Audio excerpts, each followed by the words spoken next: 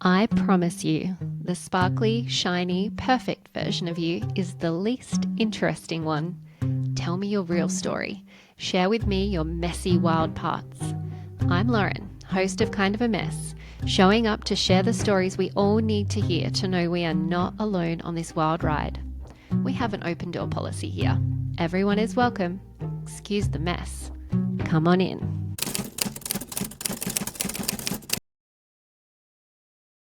Introducing Kelsey, one of my all-time favorite humans. Kelsey and I crossed paths when my husband was posted to a US Air Force base in Phoenix, Arizona in 2017. Little did I know that I would become witness to one of the biggest years of Kelsey's life when she both became a mother and lost her husband, Stephen, call sign Trip. 7 years on, we meet Kelsey at the beginning of a new chapter in her life, holding the titles of mother, widow, illustrator, yoga teacher, daughter, sister, lover, and friend.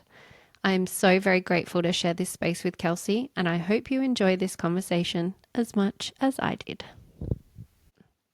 Kelsey, thank you so much for joining me in this space. This is a conversation that ever since I decided that I was going to start helping people tell their stories, your name was one of the ones on the top of the list. So it is not lost on me how amazing it is that I've had so many of my beautiful friends willing to come and share what are incredibly vulnerable stories in this space. And I know that you are the perfect person and have so much wisdom to be able to share with people from what you have experienced, not just in the last 10 years, but also your childhood and growing up. You're a beautiful, unique soul that I was attracted to from the moment that I met you. I'm going to start by reading something that I wrote about 6 years ago now. It was the 12-month anniversary of the death of your husband. So I'm going to read this out. Yeah, thank you. It is coming up on a year since our friend, Ben's workmate, Kelsey's husband, George's dad, passed away. Tripp was just 30 when he moved from this realm to the next. Beautiful signs fell gently around Kelsey and Georgia as rainbows filled warm rooms and Arizona sunset skies. Signs that he was and will remain forever their greatest guide. The first time I saw Tripp and Kelsey was from across the room. I was blessed with a newborn in my arms, and as time slowed down, I watched them, dressed in matching tartan, just the right amount of Christmas fun, spinning each other through songs like their souls had danced in time forever, her belly swelling, their smiles as wide as the world. I remember thinking in that very moment, if only everyone loved each other that much, the world would truly be a better place. Now, I don't know Tripp all that well. Our paths had crossed just a few times as I passed a meal to a beaming new father at his front door. As we chatted about baby milestones in the hallway of the squadron, he was always surprised at how fast my son Teddy was growing. A small 6-month window into what he had to look forward to with his newborn Georgia. In the months that followed, it was really Kelsey that I had become close to, mostly due to the fact that we had entered a new stage of motherhood together. Yet in that short time, I got to know Kelsey and I was drawn like a moth to a flame. I was curious, as my soul gets when it crosses paths with an authentic and adventurous soul. In awe of the love and fun that so brightly lit the life that her and her sweet, smiley husband had literally built around themselves. As I came out of my baby days, I was excited to spend more time with Kelsey and her family, finding more and more in common as time passed. Creative, compassionate, competitive, I loved to watch the way they gracefully did life. My soul would whisper as I watched them move around their brightly lit spaces of their world, participating in family traditions, creating paintings and pictures. That, my soul would say, you need more of that. And it was in their life together that my favorite lessons were learned. An entire ocean has separated us since this time last year. However, even from the depths of Down Under, I have witnessed and felt another year of love and miracles for the Grace family. different from the ones the year before, but still just as magical.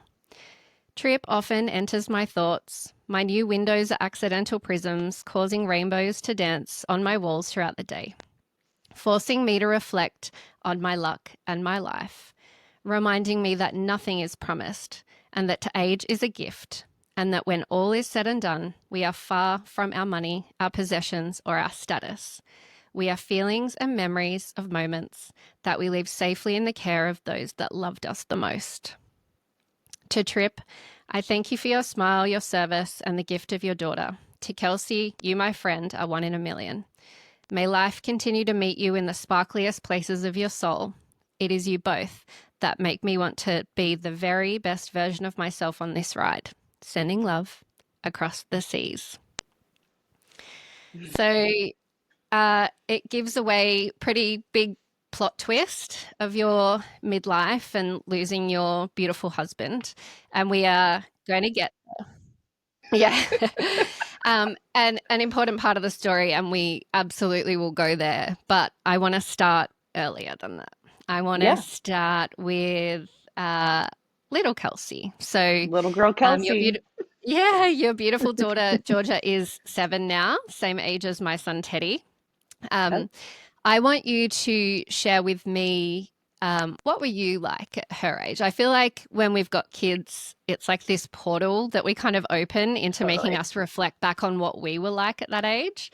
Tell me, what were you like? So when I was 7, it's really funny to think about it because I see a lot of myself in my daughter and to see a lot of that echo through her. Um, just in terms of like sense of humor, outgoing, like just always moving kind of thing. But I remember, so I started doing swim team when I was about 6 or 7. And the way that we started doing it was, my mom would always take me and my brother and my sister to the pool every single day in the summer. And the swim team would practice before the pool opened. So they would be in the water an hour before everyone else. And I remember like begging my mom, like, we have to do that. I want to do that. I want to swim longer.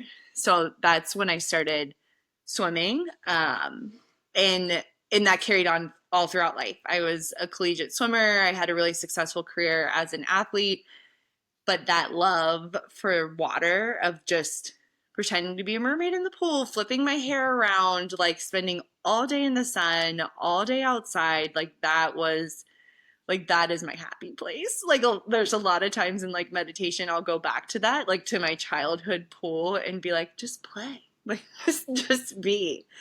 Um so that was a big part. I like when I think of 7-year-old Kelsey, I think of that. But then also too, just like mixing potions in the pothole in my driveway with like sticks and leaves and mud and all that kind of stuff. And I was always drawing with, like, even when my family would all sit down to watch a movie together at the coffee table, I'd have my like stack of computer printer paper and Crayola markers and just be like drawing the whole time while we watched TV. So just always creating, always moving, and I guess being witchy, like a little, like playing outside all the time. Yeah, I like, and I feel like a lot of those parts are still very prominent in my life today, which is cool to reflect back on and be like, oh yeah, she's still in there. Little girl Kelsey's alive and well. Yeah, absolutely. And I think like you reflecting on that, you and I are so similar, both Pisces as well. So I think that that really resonates so much. Now, it was in a pool that you met your husband, Stephen.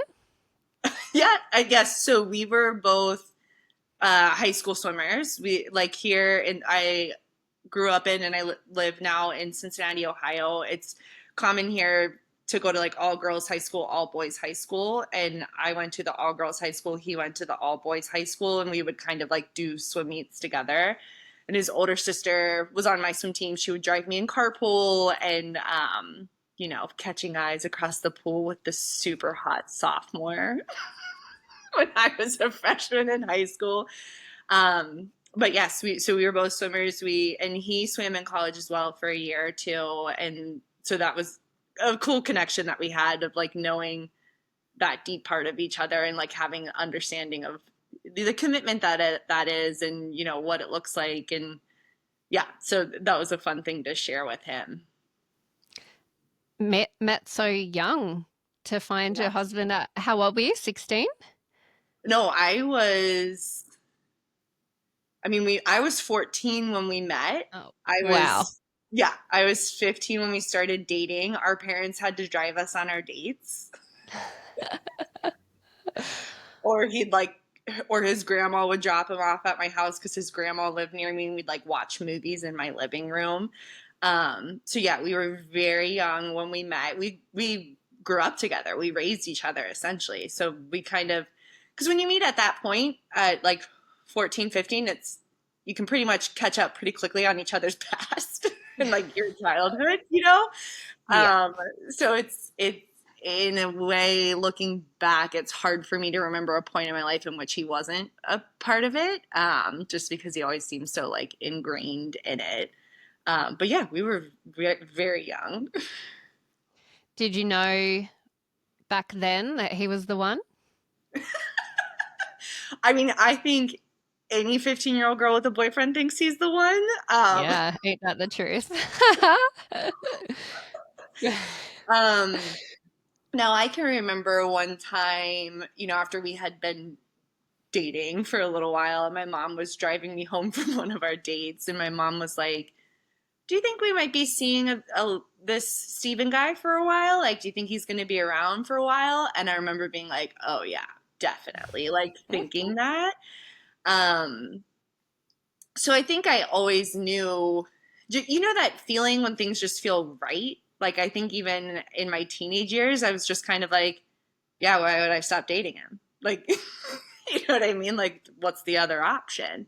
So I think it did always feel very aligned, very like it was a very aligned relationship. We dated long distance for the majority of our relationship. He was the year ahead of me in high school. So my senior year of high school, he left and went to the Air Force Academy in Colorado. So we were a 3 or 4 hour plane ride apart from each other, starting at, age 18 for me. And then fast forward, we didn't live together until after we got married, and I was 23 or 24. So in all those years, he was in college, I was in college, and then he was in pilot training, I was working. So we were always long distance. And then even after we got married, we were long distance a little bit. But within that, so many people are like, how do you guys do long distance? Like, kind of like shocked by that. And to bring this back to your initial question, like, did you always know he was a one? For us, we were always kind of like, well, the alternative to not doing long distance is not being together, and we're not going to do that. So it was just always really, it felt clear cut and simple for us. It's like, yeah, either we figure out how to do this long distance, or one of us gives up our dreams, and we're we're just going to figure out how to do long distance. So maybe that is always a deep knowing of like, this is my person, this is who I need to be with, or maybe it's just, being young and in love and like, I'm so wrapped up, I don't want to untangle, we'll figure it out. But there was always that like deep connection of like, yeah, we're just going to figure out how to make this work. Yeah, that constant coming back to each other. But that's something so unique and so special. There has to be something foundationally so strong for you to be that age where you can go out and party and be free and have your free choices and still choose that person every time. Like that Yeah. is, there's so much life and lessons and things that happen in that period of time that, Yeah. a lot of people would go, oh no, well, this is too hard, or there is temptation of, you're making new friends and creating new relationships. But it's phenomenal that you guys were able to go through that. And I think that it's, yeah, I'm not sure that you get that without some kind of amazing soul connection. For sure. And I think like, as you're talking, I think like you've met Steven, like he was just like the light in the room, right? Like the biggest smile, such great energy, like just like you could feel the goodness of his soul immediately upon meeting him. And like I think for me, I'm like, well, it doesn't get much better than this. Like, I mean, I was like, I'm good. Yeah. Yeah, you set the bar pretty high from the very get-go. Totally. And I know he felt the same way about me. So I think he would be saying the same thing of like, yeah, I don't need to look any further. Like, Pretty amazing to hear that and to know what you guys went through. And then for me to meet you later down the track when you guys are in your late 20s and starting to build a family together. The way that you two were in each other's energy was like you had just gotten together and it was new love. It was really magical to watch to the point where it stopped me in my tracks. Like I witnessed it and I was like, wow, that is something that you just don't see very often. And it looked like so much fun. I want to hear more about you. So, college, what did we study? so I went to Miami University here in Ohio. I studied uh, studio arts with a focus in painting, so mostly oil painting. And did so I was there for 4 years. I studied painting. I was a swimmer during that whole time, and on this like the Division 1 swim team. So it was a full-time job. It basically paid for my college. So on top of my studio art schedule, which is like a very intensive time-wise degree, I was also training. I think it was like 30 hours a week that we were in the pool or in the weight room. So um, college was busy. Like it was a very, I'm very proud looking back on it. I look back on it now, I'm like, how in the hell did I do that? Like that was so much work. Um, and made some great friends, like had an awesome experience in doing that. And, all of my friends and my swim teams were like all my bridesmaids in my wedding, like all that kind of stuff. And even though I'm not currently oil painting, that study in design in technical drawing skills like has carried through with everything that I've done up, leading up until now. So it's still in there, but I hope to one day pick oils back up. But it's time intensive, not something I can do with a small kid at home. So I'm excited to one day get back into that. Yeah, I would love that. Can I sign up for your first oil painting, please? Right. Yeah. I have artwork on my walls by Yeah. you, which I'm very proud of. So I'd love to add to that. So college, busy, probably didn't have time for a boyfriend anyway. So that's probably not a bad thing. You lived Yeah, it was away. nice just to have like a half-hour phone call at the end of the day. How was your day? Oh, good night. Love you. What came next?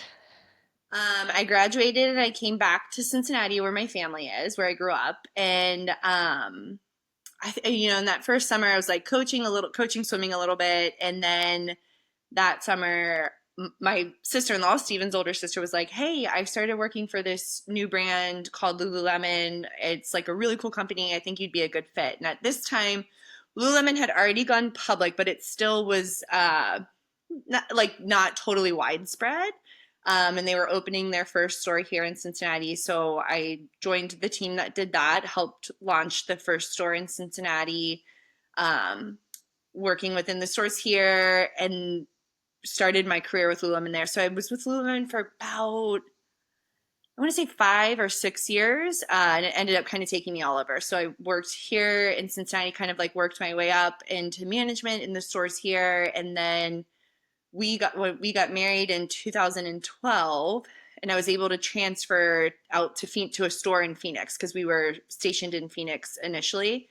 We were only there for a few months and transferred, took a demotion to be able to stay with the company because I knew it felt really good to be with the company at that time.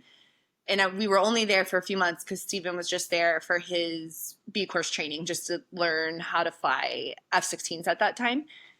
And then we find out that he was going to be stationed in Columbia, South Carolina. And I looked, in the nearest Lululemon, one was 2 hours away, one was 3 hours away. And I was like, oh, that's not a daily commute.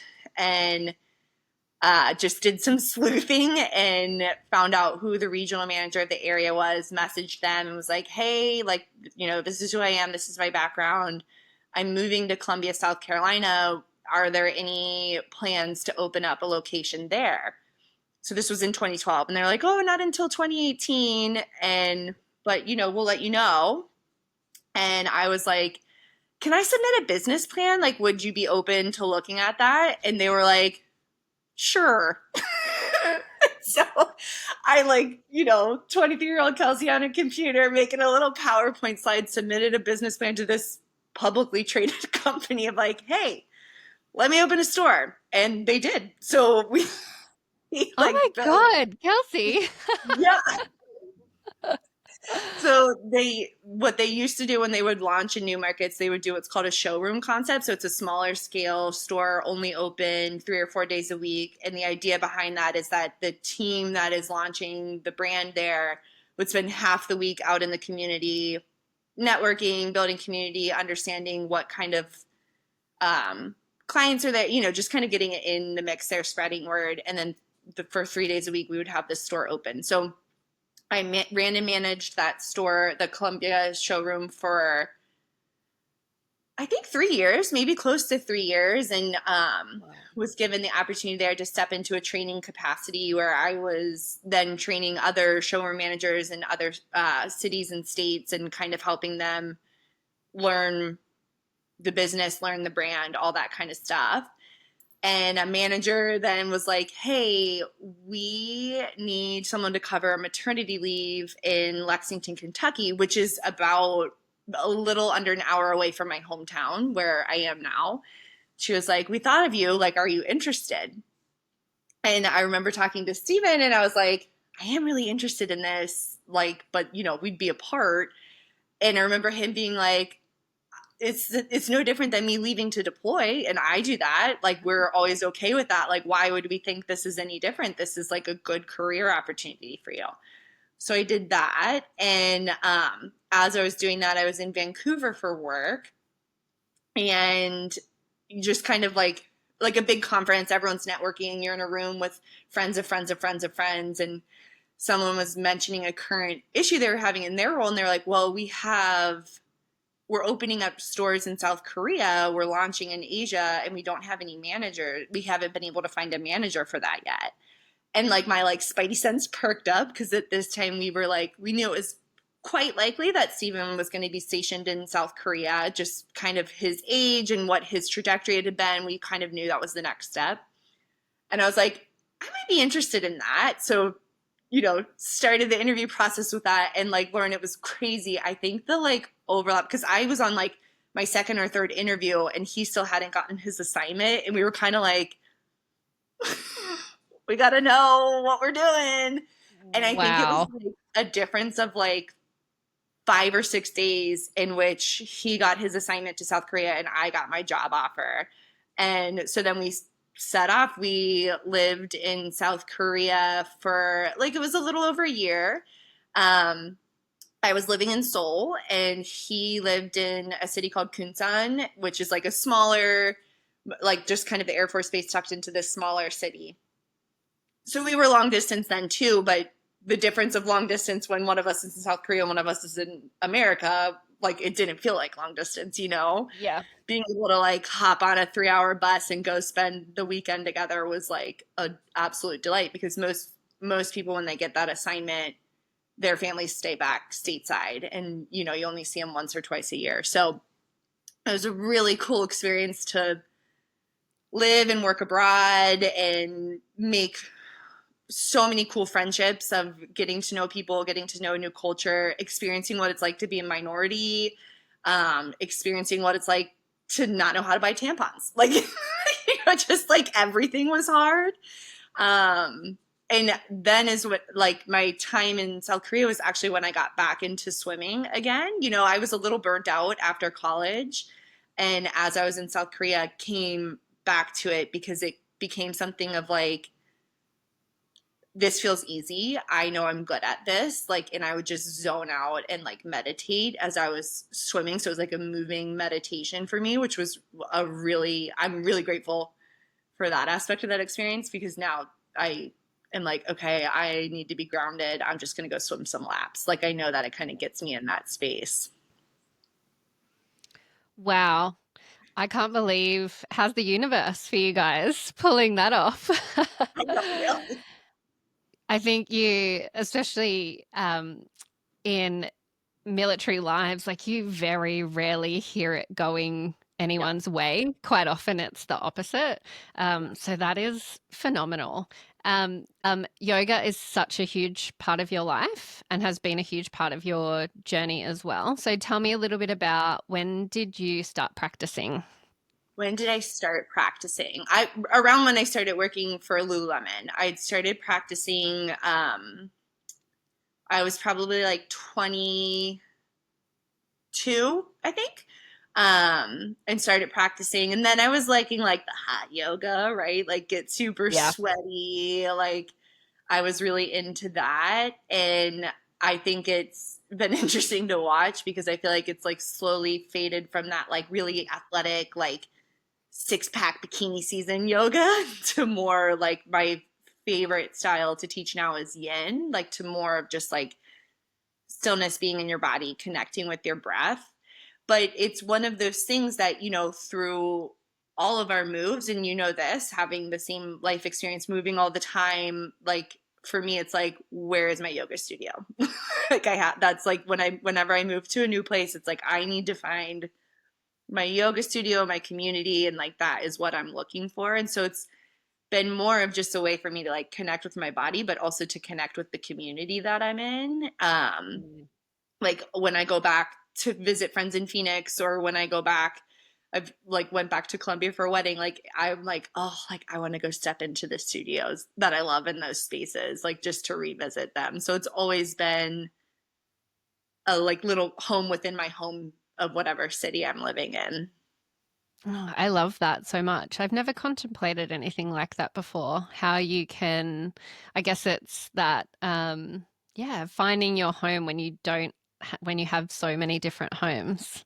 That's such a Yeah, because I beautiful. like that's what I love moving. I mean, I'm okay without packing up and unpacking the boxes, but I love moving because every time you move, it's like you have to ground yourself and root yourself into a new physical space, into a new community. And so in doing that, I find that I learn more about myself each time of like, I have to find my yoga studio. Where is my hike or my river walk or where's my like outdoor walking meditation space and like where can I pick up a salad for lunch? Like, just like you get all those like third spaces, first space being work, second space or first space being home, second space being work, third space being like your community, different touch points.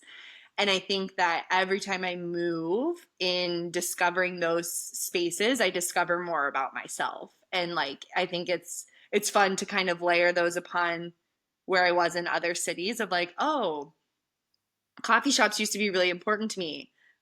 I cannot drink caffeine now. I get so jacked and anxious. Like it doesn't work. You know what I mean? Like it's a reflection of Yeah. like who I am within each city. And so I Yeah. feel like finding those spaces is a way of like rooting yourself into yourself and in this new community and finding what you need to feel like yourself when you can't even find your underwear because you don't know which box you packed it in. Like, Oh, yes, Tony. So I haven't actually shared on the podcast before, but I am an Air Force wife as well.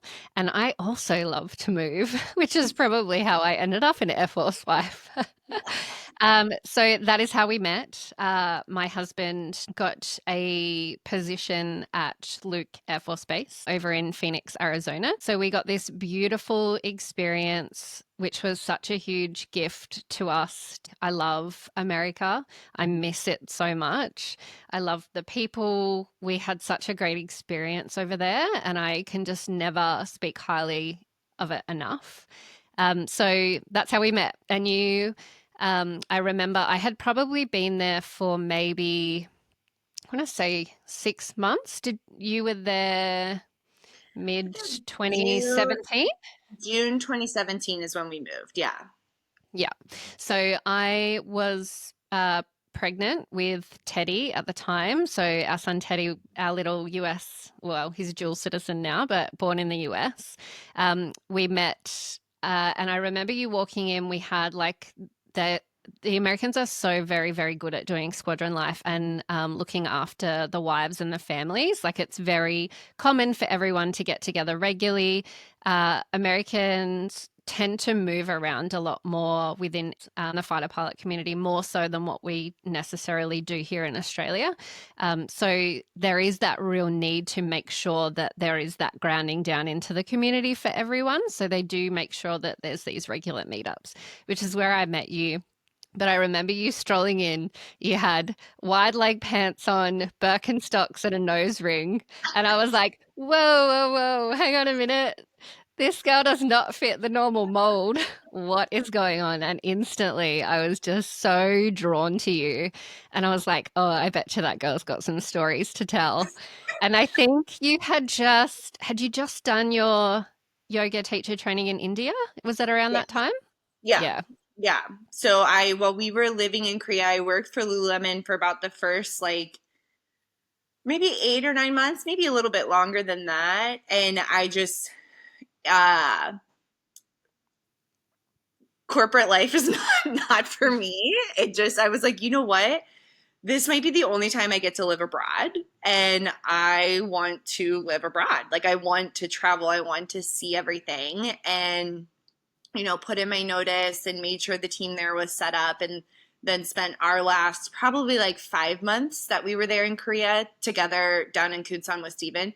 But of those 5 months, I spent like, 3 weeks traveling with a good friend that I made who was also an Air Force wife in Cambodia, Thailand, and Vietnam. And then in the January of 2017, I spent a month in India, in Rishikesh, India, doing my yoga teacher training. So it was like a 4 week training. And I think I spent 5, maybe 6 weeks in India in total, because afterwards I stayed in India and traveled with friends I made through the yoga teacher training. And that was a really cool experience to do such like an immersive yoga teacher training, because it is even when you do them, at your home studio over the weekends, like it is a deep dive into your soul when you do a yoga teacher training. So to do it with a bunch of other people who are also, if you're going to be like, sure, I'll live in India for a month, you're like a seeker, like you're Yeah. someone who's like, let's undig some shit and figure out what's in here. So with other people that just were really like-minded and brave and open, and made some like beautiful lifelong friendships there. And it was just a really transformative experience. And so then moving back, and once we moved to Phoenix, I was so excited to be able to teach and share that and share what I've learned in yoga. But I remember starting my yoga teacher training of like, yeah, I want to do this because I want to learn more about yoga. And finishing the yoga teacher training, I was like, and now I know less about yoga. Because like you just realize how big and how much there is to learn. And I feel like I am still constantly always learning and always uncovering new things about myself through yoga, which is why I love it. It's a practice, right? There's no end point. Yep. Yeah. Yeah. Okay, so 2017, you guys, end of 2017, you guys announced that you guys are expecting, which is Yeah. such beautiful news. And as our friendship blossomed, I was pregnant with Teddy and then had Teddy, and I had a gap between my daughter Amelia that I'd had when I was 25, and then Teddy. There was about a 7 year age gap, so I kind of felt like I was going back to the start again, Yes. and having someone around that was going through it as well. It's always so comforting to know that you've got each other there to chat to, and um, we're both seekers as well. So we started to find some common ground on, you were like, have you seen this workbook for this particular program? Yes. And I started to deep dive into more of that self study, I guess, and really connected with you on that and loved that so much. And then tell me about becoming a mum. We, so it was a really fun experience of like getting pregnant, being pregnant. It was one of those things where like you never know how long it's going to take, right? Like it could be the first month, it could be 2 years. Like we don't know. And we were moving back. We were like, well, we know we want to get a dog. So let's just like get the dog and then see how long getting pregnant takes. So like put a deposit, have everything set to get a St. Bernard, which is obviously a gigantic dog. Our St. Bernard, Brody's still here. He's 135 pounds.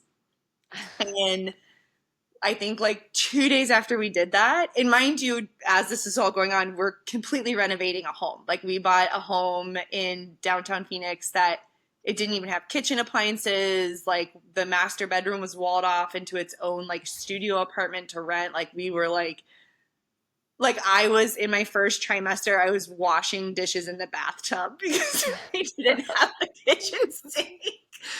But it was really very beautiful because we, like I had said, we had spent so much of our relationship long distance that it felt like we were always kind of like these like super driven people in our own cars going towards our own goals. And it felt like for the first time we finally hopped into the same car of like, let's do this together. And, renovating the home, getting pregnant, all that kind of stuff. It just felt really good to be in that space of like, yeah, now we're shifting, right? Like we're going from like these young 20s of like, this is my career, this is your career. We're working towards these things to be like, actually now what matters is us and our family. And the assignment that Stephen was doing there in Phoenix was reflective of that. They were a little bit more chill hours, no deployments, like that kind of thing. So, I get pregnant and it was so exciting, so thrilling. We were just, I mean, over the moon. And this is actually interesting. So I don't know if you know this. As I was pregnant, my sister-in-law was pregnant. My sister was pregnant as well. So all three of us were pregnant at the same time. And the passage that you read at the start of the episode of like the night of us dancing in our Christmas dresses and matching suit. That morning, I was 5 months pregnant. We found out that my niece was stillborn at 41 weeks.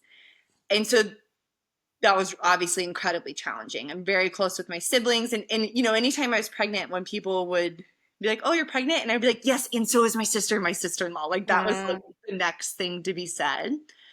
So the last half of my pregnancy was pretty grief-stricken, like very, I never really carried fear or worry of anything like that happening to me, only because statistically, like for lightning to strike in the same family twice like that, I was like, there's no way. I'll be fine. Like I can't go there. Um, so there, we had to work through some of those challenges and there's some of the grief that came with that and processing that. And it made us closer as a couple for sure. And I think it made us really appreciate Georgia when she did come along, like to be able to like have this healthy baby. And I remember at like, when you're pregnant, especially for the first time, I feel like so many people would say to me, like, oh, just wait until you find out like what love really is. Like you just think you know what love is, and then you hold that newborn baby and you realize what love really is. And I remember right after Georgia being born, holding her and being like, kind of just feels like love. Like, like I remember being like, this doesn't feel that different. And for me, what I realized in that, once I was a little bit out of the like newborn phase and fog of that, I was able to look back and be like, I knew all along how big love was because when my niece Scout was stillborn, I felt that loss the same as I would feel of someone I've known all my life leaving. And I knew that it's because I carried that love for her already before this tragic thing happened. And so I think that like I always knew how much I loved my baby before I knew if it was going to be a boy or a girl, before I knew what they were going to look like, what their name was, any of that. Like I always carried that love. And I think that just having that understanding and knowing of like, yeah, I love big. Like I always have always felt that. And that's what I think that's one of my gifts. I think that's one of my strengths is like I follow big love. I give big love. That's like what I'm here to do. And I think, the experience of my niece Scout being stillborn and then, meeting my niece Frances, my sister's daughter, the same age, and then having Georgia just like kind of like cemented that and gave me that awareness of myself of like, yeah, I just love everyone this much. That's so incredibly special. And I do remember Scout. I Yeah. remember that time and how tricky that was for you. And I think as well when you are going through it at the same time when you do have a pregnancy, we worry as mothers from the moment we conceive, and I don't think it ever stops. But yeah, there is that fear when once you have witnessed something, you're like, oh, bad things do happen to good people. They Yeah. do. And I guess that's probably the perfect segue into what happened next for you guys. We don't have to stay here long. You can share whatever is comfortable for you. I can already feel my own emotions coming up through my body. Um, I'll I'll start with where I was, and then I'll let you speak to your experience. So Yep. we had uh, really come to love you guys, and it was Thanksgiving when we got the news that Stephen was in hospital, and uh, I'm actually just I'm gonna let you share your side of what happened. Yeah. Um, so it was the Wednesday night before Thanksgiving. Georgia was 7 months old. And also, just to take a step back, I don't want to skip all the good part too, just from having Georgia straight to that. Like, Stephen was a fantastic father, and we had the most amazing 7 months together as a family, the three of us. There's so many beautiful memories and travel and, just long stroller walks and like all the joys that come in that time. So we were like thick in the bliss of it, right? Like we were like, oh my God. And 7 months is kind of around when like you start to be like, okay, we are figuring this out. Like it's no longer as terrifying of like, what was that noise? Like, like you're no longer like as nervous as a first time parent. Um, so it was the Wednesday night before Thanksgiving. So Thanksgiving always falls on a Thursday, and we were hosting. And Steve and I would typically host. We would always host. We called them Friendsgivings, where we would have any friends who couldn't travel home to be with family and just kind of do a potluck Thanksgiving of whoever could make it, kind of thing. So turkey was thawing. I had a frozen pizza in the oven for us to eat that night. And Steven was like, I'm going to go for a quick run. And I remember being like, I don't want you to go for a quick run.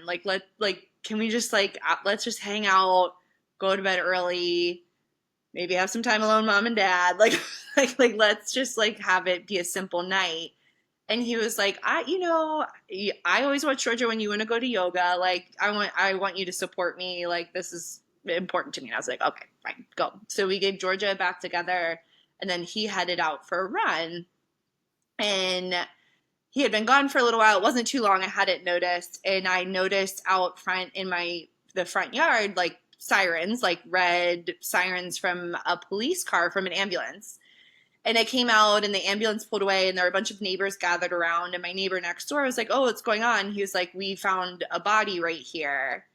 And I was like, oh, weird. And I remember like looking around and be like, oh, where's Steve? Like, has he come up into this mix? And he was like, yeah, we just like found them and called the ambulance. And I was like, was he wearing a gray sweatshirt?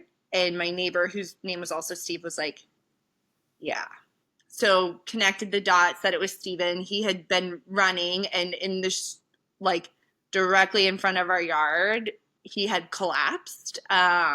We think it was like a heart arrhythmia, some kind of freak accident. So, my neighbor rushed me to the hospital. A neighbor came and stayed with Georgia till friends could get there.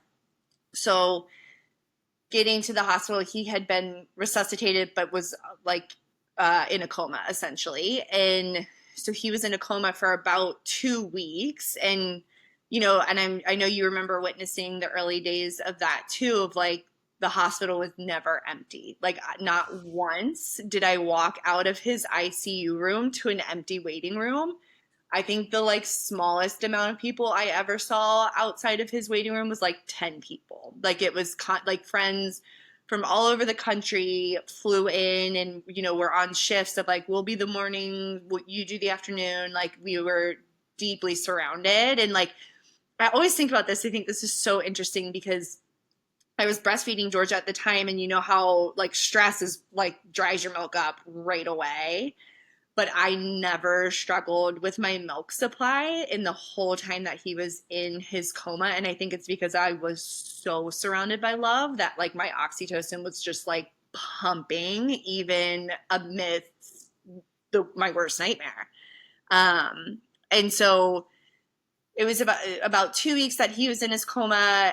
I think probably about 4 or 5 days into it. I don't know if it was that long. It may have been sooner, but I stopped feeling him in the room when I was with him and holding his hand, and started feeling him when I would go out and sit with the friends in the waiting room. Or I would feel him because the hospital was walking distance from my home. I would feel him on my walk home to my house. Like, I started to feel his presence away from his body. And I think that's when I was like, he's not coming back. Like, I knew that he was like, I'm done with my body, but I'm not done with you. Like, I'm staying near you. Um, and so, yeah, so he passed away December 4th. Georgia was 8 months, and it turned everything upside down. I'm so incredibly grateful for how quickly and aggressively we were surrounded with love. Like, we were never left alone. We were never left hungry. We were really held and supported by our community, the community that Stephen and I had created in Phoenix, and friendships all over the world. And it kind of just made me realize that he and I's love story was not just about me and him. It was about the love that we shared with others, that we inspired in others, I mean, we have like, there's several couples that we introduced that are now married or have kids, like, kind of thing, has like made me realize like, wow, that, the years we did get together, it was more than just for us. It was a way to bring a lot of people together, and then a way to make sure that Georgia and I were okay, and make sure that we were well loved in that time as well. It was profound. It was so beautiful to witness that community come together so fast, and to sit in the waiting room a lot of the times with people that I had never met before, and having these beautiful conversations, and just everyone holding hope. The guys, I tried to find it before. I know it's still sitting around here close somewhere, but I couldn't. They made patches for the guys to wear on Yeah. their arms to fly with every day. And I swear it happened within about 3 days. And I really wish I had a show, but it was like fights on. And that was the thing. Yeah. It was like no one was giving up hope. It was like, no, we fights on. We are going to do this, and we're going to hold on to hope. And everyone did. And it was just this gorgeous, energetic space to be in. And I know that they would do that for anybody, but I 100% know that the type of human that he was, everyone just wanted to be there and wanted to hold you guys and wanted to hold him. He was a really, really special human, and you could just see that reflected. And it, in times of grief, it really does show you the value of things. It gives you this whole new perspective on life. And that was something really beautiful to witness, even though it was one of the worst possible scenarios for you guys, just starting your beautiful life together as a family. Yeah. So I that was when I moved back to Australia. So I moved back to Australia on the 4th of December. So I didn't get to stay for all of the beautiful life celebrations that they created, but I know that you were very well looked after, and I made sure that all of the Australians that were left behind had your back as well, and everyone did anyway. Um, Tell me about the grief and the surprises in the grief. What surprised you? Um, I think one of the things that was surprising, even within our experience in the hospital, I was in the coma, is like there's a lot of good jokes, like the dark, like the dark humor really got us through. And I there's a author that I love, Nora McInerney. She's a widow as well, and her first memoir is called "It's Okay to Laugh. Crying is cool too."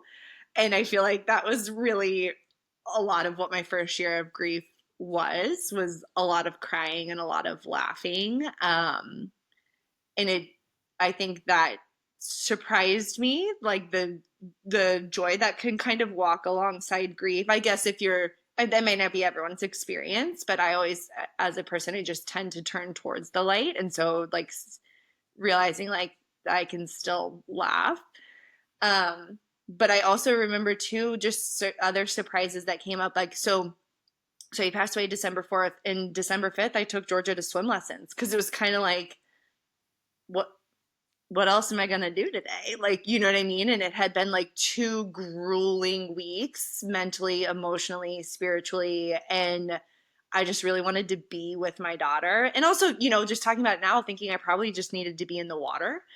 Mm. Um, and I remember being at her swim lessons and in the pool with, 5 or 6 other parents and their kids about the same age as Georgia. And I remember being like, oh my God, not a single person here has any idea that I spent the last 2 weeks watching my husband slowly die as I'm like dunking my daughter underwater and like just doing it. And it kind of gave me a perspective of like, we don't know what everyone else is going through. Like the dickhead that cuts you off at the grocery store to get in line in front of you, like, you don't know what he was doing before this or what is going on. And I remember that being a really profound moment for me of like, man, like life is pretty rough and life is pretty hard, and we don't know what everyone else is going through, because I knew that not a single person there knew that it was day one of being a widow for me at age 29. So I think that was like a surprise for me of like just that perspective of like, gosh, I knew that life was hard, right? Like I could say that before, but experiencing it and experiencing some of these like big capital T traumas really opened me up to be like, man, you don't know what you it just makes me judge people less, I guess, because I'm like, I don't know what it's like to be you. I don't know what you did this morning or yesterday, like kind of thing. Yeah, it's such a beautiful takeaway. Um, you were you're always so articulate and well, sharing quite a bit of your journey when it felt right for you. You could tell that it was never forced, but every now and again you'd pop up and you'd have um, some widow wisdom to share. And sometimes it was putting people in their place. And I loved that because I think, and that's kind of why I've started this podcast as well. It's like, um, we need to hear the messy bits. Like I think it was a post, maybe it was after that first year. But yeah, you had this wisdom about, when someone's grieving, these are the things to help with or share. Can you remember what it was? I don't know if I can remember exactly what that was, but I could tell you what I would say to that now. Yeah. Um, I think that I remember vividly being at his funeral and kind of standing with my sister and my two best friends, and someone walking up to me and being like, hi, and like introducing themselves to me, like, my son swam with Steven, like, just kind of like giving a backstory of who they were. And I remember, like, as soon like, I was polite to them, and as soon as they walked away, and my sister was like, "Step aside, get back. If you need to introduce yourself at the funeral, you don't talk to the number one griever." Like how they're, and I guess this kind of counts into like what your earlier question was, like what surprised me. We called it like grief sluts, like people who like want the grief, like they want to know the Ah, gritty. They want to be able to say like, well, I talked to her, da da da da da. mm, And I think that when someone in our lives experience a big trauma like this, there's an inclination to rush to help. There's an inclination to be there for that person.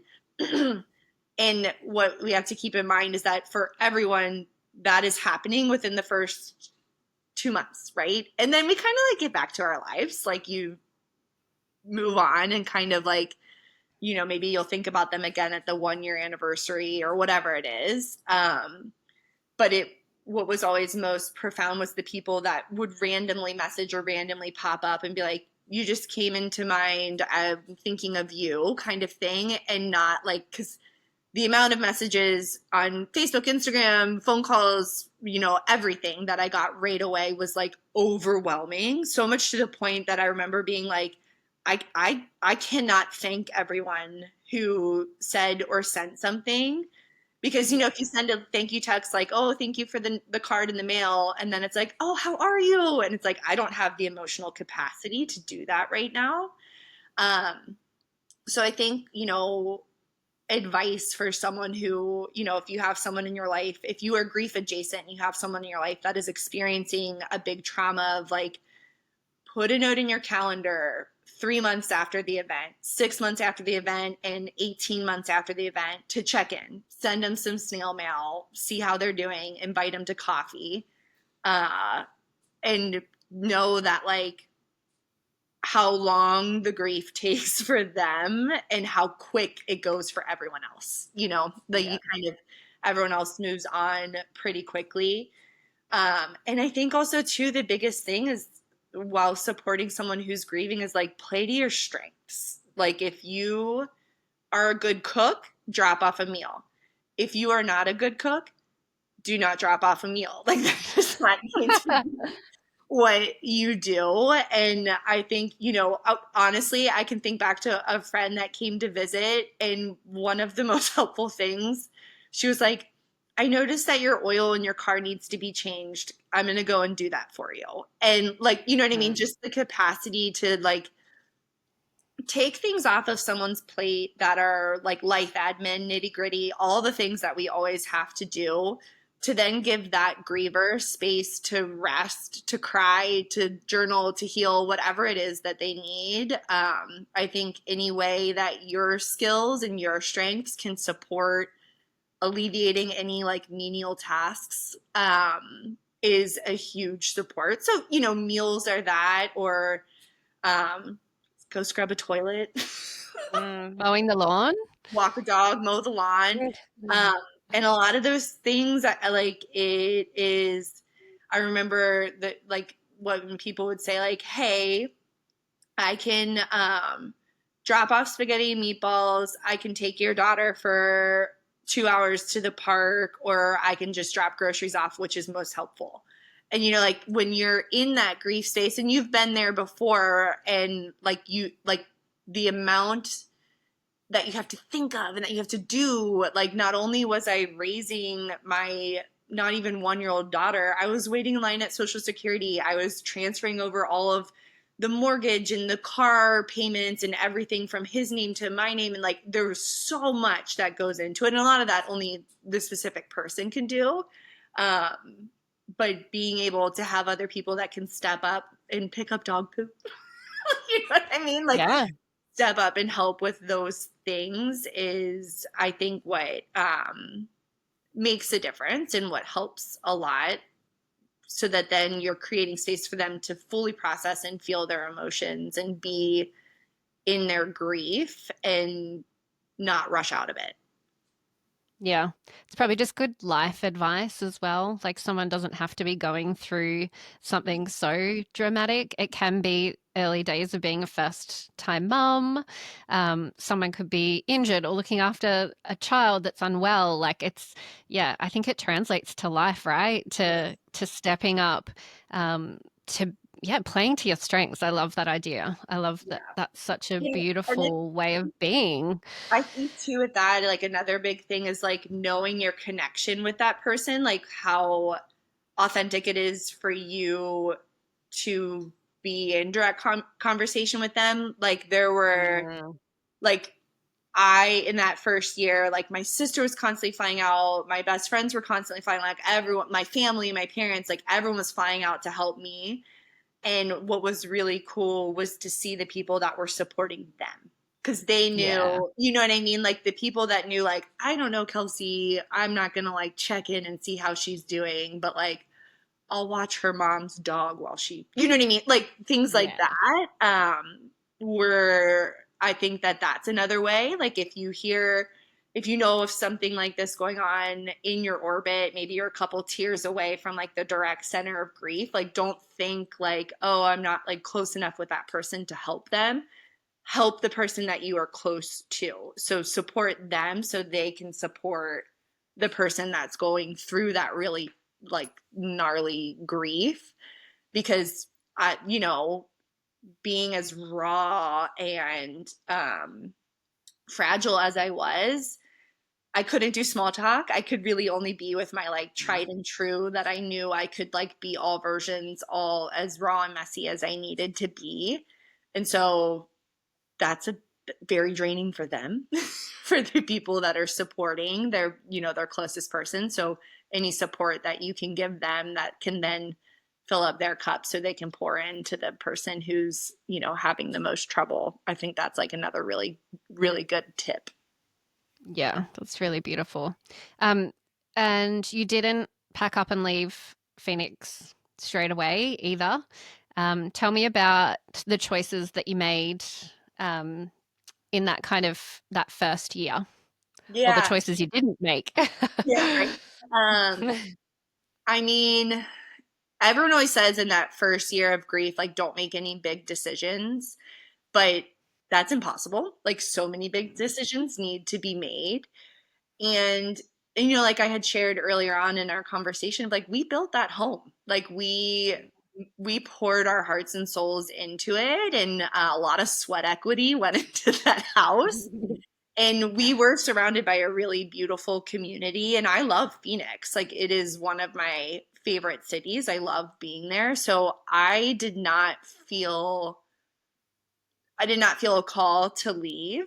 And, you know, I daydreamed a lot of like, you know, where could we end up? Where should we move?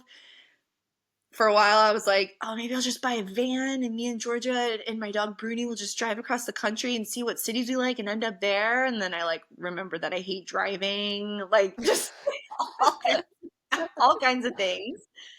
Um, so he passed away December of 2018, and we stayed in Phoenix until May of 2021. It just, I mean, I don't even know if I can articulate. It just never felt right. Like it felt good to be in Phoenix, and moving never felt right. Um, and then I remember January 1st, 2021. So, you know, if you can like put yourself back into that point, like Mm. vaccines weren't even out from COVID. Like it had just been like a one hell of a year, especially here in America after the election cycle, all of that.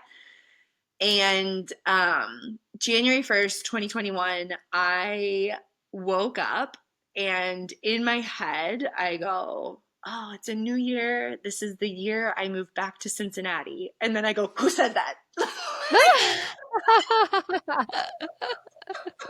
Like I was so surprised that I thought that. And I remember I like, you know, that was January 1st. I went and circled like a random day mid-February of like, I'm not going to tell anyone about this. I'm not going to talk to anyone about my therapist about this. I'm not going to look at houses. I'm just going to be in the feeling of what would it feel like to move back home. And in that time I ended up meeting someone and like dating for a couple months there in Phoenix, which was a really beautiful relationship that I'm incredibly grateful that I got to experience like for the first time. And I I decided that I was like, okay, let's like I'll tell my family I want to move back, got connected with the realtor. And at this time the housing market was nuts. And it was like everyone was like putting in way over asking and all these different offers. And, just like I was kind of like, well, I'll start looking at houses. We'll see how long this takes. And I had, because, this again, vaccines aren't out yet. Everything's masked. I had my brother-in-law and my realtor FaceTime me as they walked through the house. And I was like, I mean, it looks good. I think I'm into it. Let's just put in an offer and see where this story goes. And my realtor called me like 2 days later and like they accepted. They don't have any like changes on the offer. And I was like, oh, I guess I'm moving back to Cincinnati. Like, I was like, oh yeah, that's what happens when you offer to buy a house. Sometimes they accept. Um, so it was like incredibly easy to move cross country by myself with a 3 year old, which is not something you would expect to be able to say, right? And I Yep. think that first year moving back here was honestly probably one of my toughest years in grief. It was a really hard year for me. And I think that knowing that moving back here was so divinely guided and so simple always gave me peace of mind when I was really struggling in that first year of moving back here because I was like, I'm supposed to be here. Like, this is uh yeah, just it felt divinely guided. And whether that's Steven or the universe or whatever it is, like it was almost like, no, it's okay, babe, but like you'll figure it out kind of thing. What So what was hard though?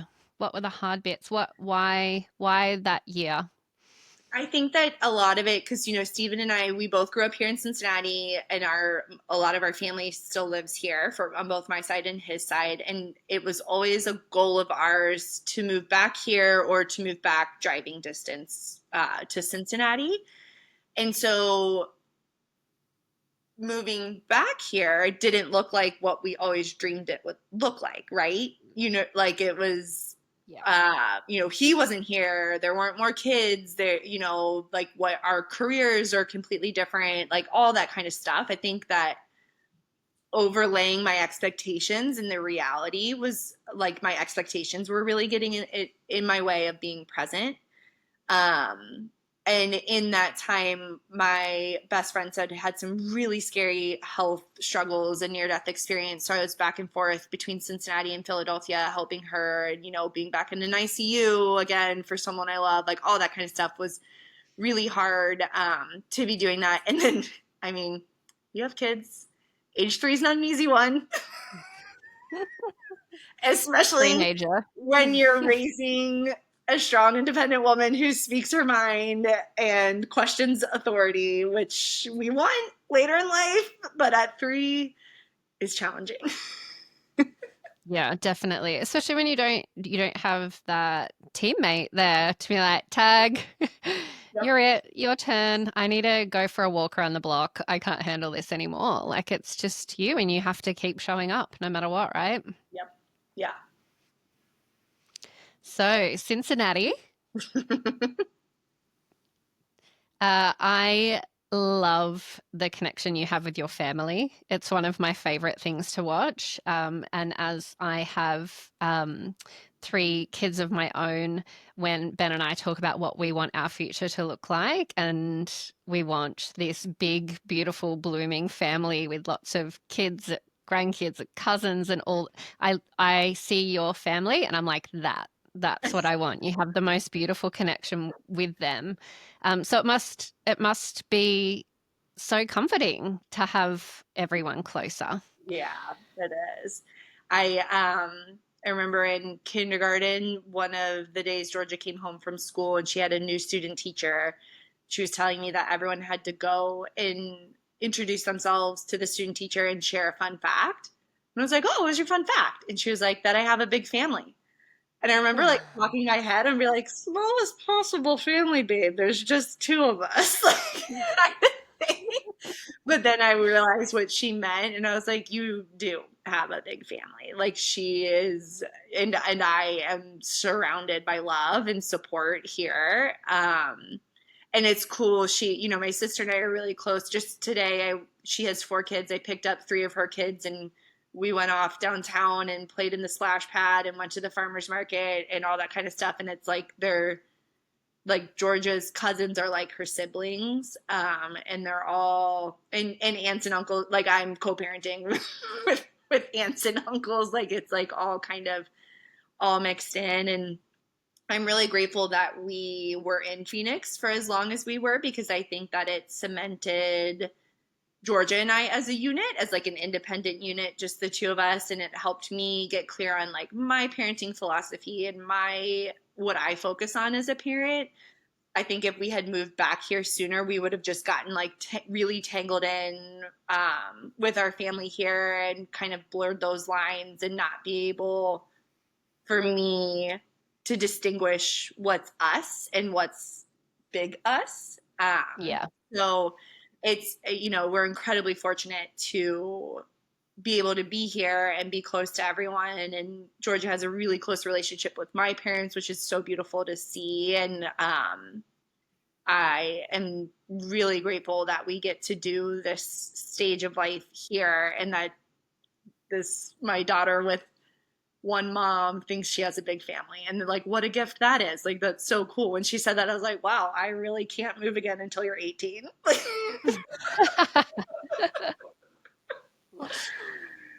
It's all about perception, isn't it? That's amazing. Yeah. So, uh, it's been a big, big life.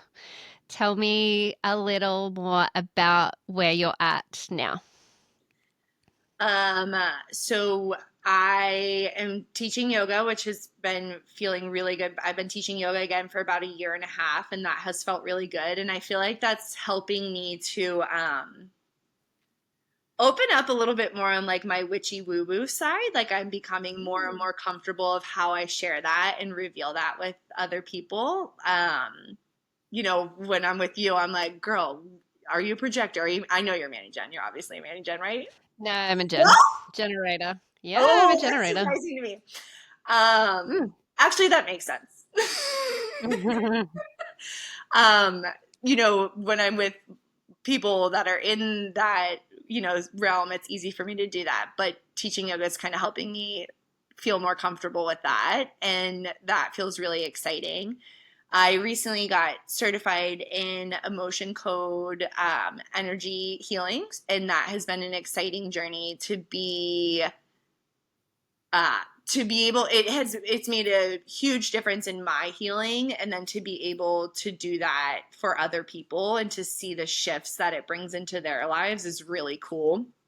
And then my art as well. I'm an illustrator, and I am illustrating my first children's book, which I'm super excited about. Lifelong goal. And I hope it leads to many, many more. I'm learning so much doing it, and love who I'm creating it with. She's really inspiring me as well. So that is really exciting. And it's funny, like just to take a step back, I remember last summer thinking like my goal for summer 2025 is to figure out how to be able to fit my workouts in, because like summer, there's no school, there's no childcare, it's wild here. And my goal was to be able to like fit workouts in for the summer. And so that now when I look at what this summer has been, I am illustrating a children's book. I'm doing emotion code, energetic healing sessions. I'm dating, and I'm teaching yoga. Like all these different things that I fit into my life that like, the one goal was like work out twice a week. And now, and when I'm training for an open water race, like all these different things that I've been able to fit into my life that you just kind of like expand to where your capacity is, right? And you have to meet yourself where you're at. I'm sure I'll be in other seasons of where I have to really pare down and slow down, but I'm in a big season of growth and expansion and being in a space to open up my heart again and be vulnerable and brave in that sense, I feel like is also translating into my creativity and translating into my presence as a mom. And that feels really exciting to be able to have to just to be able to be like, oh my gosh, last summer I only thought I could add working out. That's cute. Like, you know what I mean? Like, oh, I could do so much more. Yeah, you can. And it's so beautiful to witness. And I was in my girlfriend chat only yesterday, and we were having that conversation about, the capacity, the brain capacity of a mother, and how it takes so much longer for you to recover as a human after having children. And it is that, like, coming into 6, 7, you do start to feel like you get those true pieces of yourself back. I think, that first stepping stone to 3, they're slowly starting to become more independent. You're not as tired, physically tired, but it's still quite emotional, and you're still their number one. You still need to do everything. But when they start to become more independent at that 7-year-old age, you do. It's like the switch flicks back on, and you're like, ah, I'm back, baby. And I've witnessed, you and I both probably on a very similar timeline, watching that the clouds kind of part, and then all of a sudden you've got the capacity to be able to do more again. It's wild. I feel like right around Georgia's seventh birthday, because like we are considered postpartum for 7 years. And if you think too energetically, our chakra system does not fully develop until 7 years after birth. So you can track the stages of where you are developmentally um, to be able to distinguish yourself from another. As a child, your chakra system is fully developed at age 7, which lines up with when mothers are considered completing postpartum. So it's like Wow. the in a really cool way, the energetic bond between Georgia and I being tangled as one was cut clean. And to be able to step back and see her like, gosh, you are an incredible individual, and be in awe of her in a separate way of me, right? Just in awe of her of not like, I'm doing such a good job, I'm a good mom, but in awe of her of like, gosh, like you are going to do cool shit here on this earth, and I cannot wait to see what it is. And then to be able to like, whatever energy was feeding into that cord, into that bond between us, to have that return in waves back to me of like, okay, like I've got this crush. I'm going to try dating. I'm going to work on this book. You know what I mean? Like to have that pour back into my life, to then be like, now I can use this for my creativity, for my growth, for my vision, for like what I'm seeing for me personally, not just for us as a family, for Georgia and I as a family. It's really profound. And it is like, I mean, I feel like it happened on her 7th birthday when I was like, okay, like ready for the next phase. And what a beautiful phase it's going to be. Um, how does the grief feel? It doesn't go away. No, doesn't go away. It gets smaller, it gets bigger, it puts on different outfits. It's always changing. And it's something that it still surprises me. Like it will still pop up and surprise me, but it just changes. You get a little bit more used to living with the loss. And I think for me, where I'm at now is I can look back and I have so much hard proof and evidence of like, wow, life really is still beautiful. And I'm able to look back and see what that I can still live this big, beautiful, juicy life, right? Like it's not dependent on Steven being in his body. I joke all the time that I'm co-parenting with the divine, because I still feel his influence so much in tough parenting choices, tough parenting decisions, all that kind of stuff. And his connection will ebb and flow. Like sometimes I'm like, oh, he's laying in bed next to me right now. Like I can Mhm. feel him. And then sometimes I'll go months and I won't hear a word or won't hear a peep. He's been quiet lately. Um, and I think it's something that just knowing it's always going to be there. It's always going to be a part of me. And in in dating, that's something that I share too. Is like I'm in love. I'm always going to be in love with this person. And I'm always going to have pictures of him on my wall. Like Georgia and I talk about him often, and we go back to Phoenix and visit the squadron, and his pictures hanging up on the wall. Like we do those things like that to always keep him a part of our life. Um, and it's just always there, and it surprises me when it pops up. I was like visiting in Phoenix in May, and a friend was talking about how bad traffic has been, and in my head I was like, oh, I can't wait to talk to Steve about that. And I'm like, wait, no, he's been dead for 7 years. Like, just, you know what I mean? Like, it's just then you're like, oh yeah, wait, forgot about that. Yeah. And so it's always there. It's always a part of me. And I feel like like when you were saying before, you're like, I feel my emotions coming in, and you were getting a little bit teary eyed. Like for me, I have done so much work with this. And so like, and therapy and energy healing and journaling. I mean, you name it, I've tried it. That for me, I find that I can be quite flippant. I'm like, oh yeah, my husband was in a coma for 2 weeks and then he died when my daughter was 8 months. And I like take people off guard and they're like, holy shit.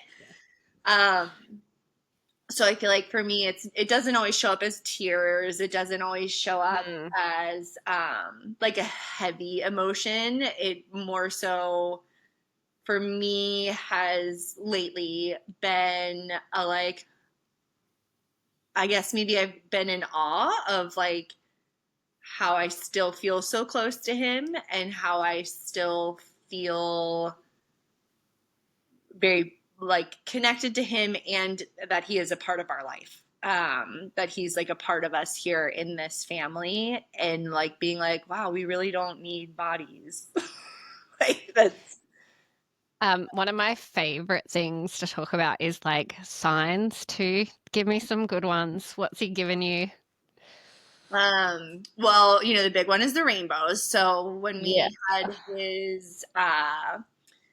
when we had his memorial in Phoenix before we flew back here to Cincinnati for his funeral, there was a humongous full rainbow in the sky in Phoenix, which, like, as we all know, what it takes to make a rainbow is like water, moisture in the air, and sunlight. And Phoenix, it doesn't rain. There's not, like, that's not a thing. I No, it had lived doesn't. there for like 3 years before and had never seen a rainbow once in Phoenix. And so I feel like that has kind of become his calling card, and we see them often. And they show up when I would expect them and when I don't expect them. Like I remember, like Georgia had a choir concert, and we were there, and we left, and there was a huge rainbow in the sky. Or like one of her swim meets, she swam in a swim meet at my childhood pool. So we go to a different pool, but she was swimming against the team at my childhood pool where I swam, and there was a huge rainbow. And like, he would go and swim at that pool with me because we were kids when we were dating. So like it was like he was like, I'm here kind of thing.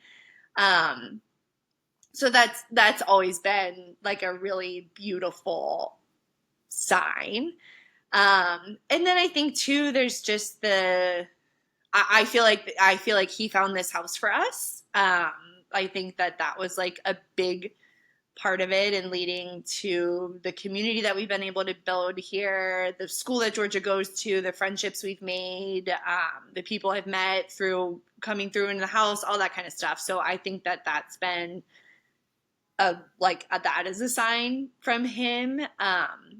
And so I think or like his birthday is April 14th. And I feel like I'll always look at the clock at 4:14. I'm like, oh, hi, Steve. Like, I'm always like surprised to see that, or like songs that come on the radio, anything like that. And Mm. sometimes I'll like directly ask him of like, you know, I'm not sure if this is the right path, and just come up with something random like, show me a lemon if this is the right choice for our family. And then like 20 minutes later, George is watching Octonauts and the animal is the lemon shark. Like just things like that. Like, so sometimes we'll kind of go back and forth and I'll ask him for specific things and sometimes he'll send those through too. What was your belief system or your beliefs about the afterlife before all this? And did it change once you lost him? I was raised Catholic. Um, so I don't think I ever put much thought into it. I'm like, oh, this is what they said happens. I guess that's what happens. But I don't think I don't think I ever really put too much weight into that. I will say what I think has changed. When he first died, one of the things that I was so worried and scared about was that he in the afterlife was worried about Georgia and I. Like, I felt like I could feel that. And I was really like, I just need him to know that we're going to be okay. And knowing what I know now and what I've experienced through all different kinds of things of like, we don't take any of that with us when we go there, right? Like, he is pure love and light. He's right next to me. We're occurring in several different dimensions right now in which we're still together. Like, you know what I mean? Like, I know that, like, I believe that that's all happening at once, all stacked on top of each other. And so that does take a little bit of the grief away from me, right? To know that like I actually feel him really close right now as I'm talking about this. Like, he is very close to us. Like, I can sometimes feel him up in George's room. So I think for me of like my belief system changing to realize that we are so much more than our bodies. Like, these are just the meat suits we're walking around in. That like the love we carry in them and the love we experience in them, like that's what our true identity is. And I it's almost like as I start to uncover those things and realize those things, whether it's through a book, a podcast, an experience, like whatever it is, I feel like I would, come into those knowings and be like, oh yeah, I think I always knew that. Like, like you know Yeah. what I mean? Be like, I'm not that surprised by that. That feels right. Like, yeah. You're so energetically sensitive, and what a beautiful gift to be able to feel him. And I know I feel the same experience for me.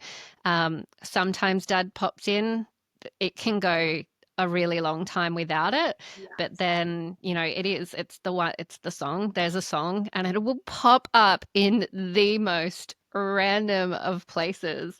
The other day we were at the cinema, and it was like it was a song in a new kids movie that's coming out, like it was in the preview, and Amelia and I just look at each other, and it's just like that what one song like just yeah comes up and shows up in those beautiful moments, and it just grounds you back in, I think, and you go, okay, it's all bigger than this. It's okay.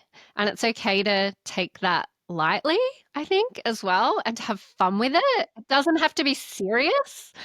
Yeah, I think of like what a beautiful sense of play from your dad of like Yeah. oh like I want to pop in and say hi to them. What's a good way? Like, oh, I'm gonna get him. I'm gonna hit him with the song. Like, you know what I mean? Like, knowing that not only are we still connected, but like the ways in which we can remain connected in that play, in that joy is really profound.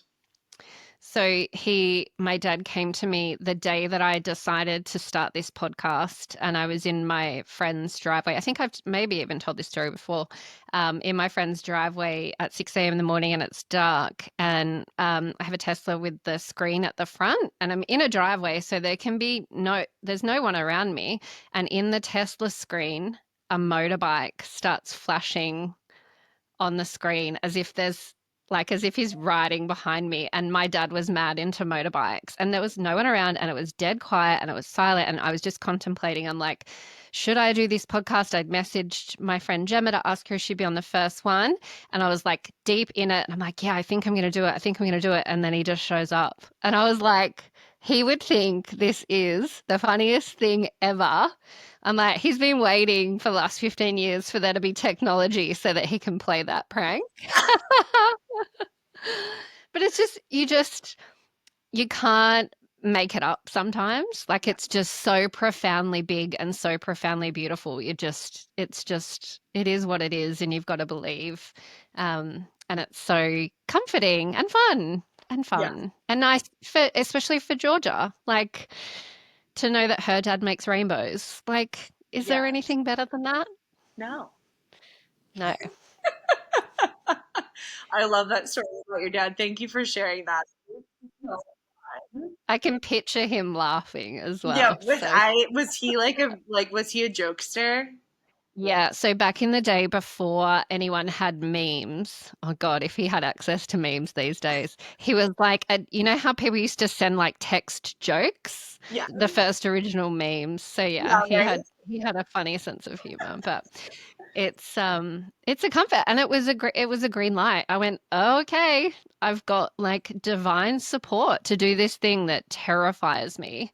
And Yeah. it was like, yes, this is your thing. Do that. That's lovely advice from you from beyond the grave. But yeah, it's grief for me, and I'm sure most people would agree, has gifted me so much, and mostly how to be a better human in life, and also how to be around other people that are grieving. And I know everyone does grief differently, but I love talking about my dad. You know, you're sitting around and you're telling the stories, like, remember when? And I love it when people will send me a message and be like, oh, I just thought of your dad and remember this time. Like, that stuff's really good. Coming back to ways that you can help. Maybe it'll just be that memory. It might pop up and you'll be like, okay, remember that time. And that's such a beautiful, beautiful way to stay connected And as well.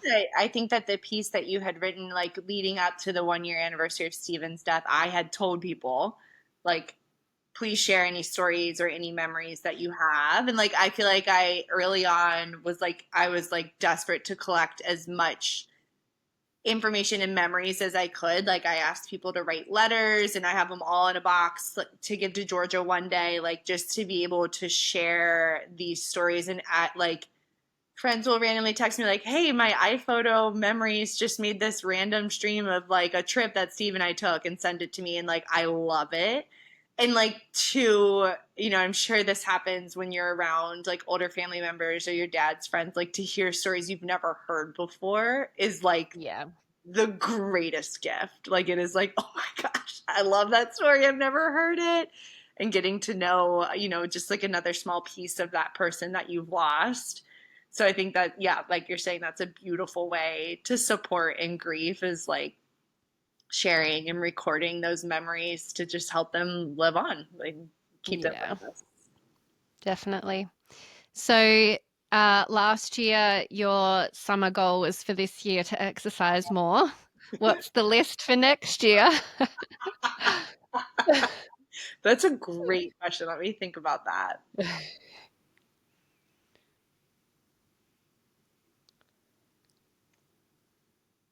I think I don't know if this is a bit of a cop out, but I think it's to maintain my peace. I am, I'm in an exciting new relationship and there's a lot that comes with that, and who knows what that's going to look like in a year's time. And I think for me to be able, as things change and as things morph, whether that's us still be together or, whatever leads into that, of like being able to stay grounded in the self care.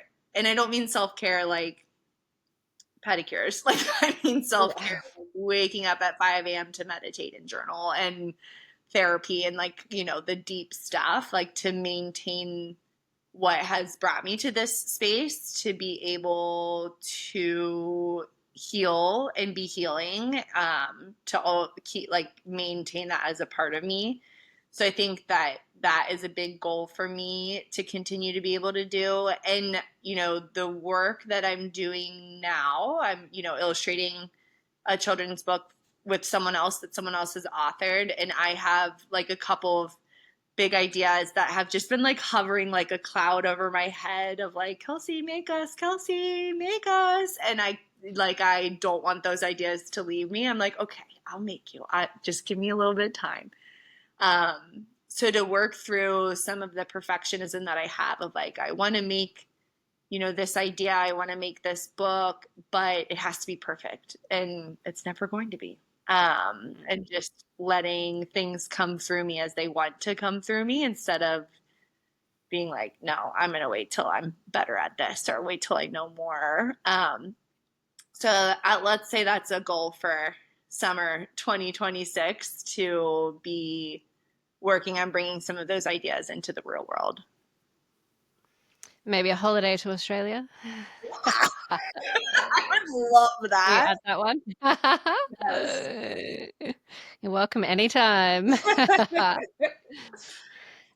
Thank you so much for sharing all of your beautiful wisdom and your story. You are so freaking amazing. And I know that this is only the beginning of the next chapter of phenomenal things for you. Thank you so much. I am in awe of you and your ability to create and pivot and shift and bring things into this world. I feel like every time we go to catch up, I'm like, what's she up to now? Like I'm just so excited every time. And I'm always inspired by your bravery to bring things forth, and to do it like kind of what I was talking about, just like I'm going to figure this out as I go. And I think that that's a huge strength and a huge gift that you give to this world. And I am so grateful to be able to be a part of it with you. So thank you for inviting me on here. Thank you. That means the world to me. All right. Thanks for stopping by and joining us. I really appreciate your time, your love, and your support. Kelsey's beautiful illustrations can be found on Instagram at kelseygrace.co. We'll see you next time.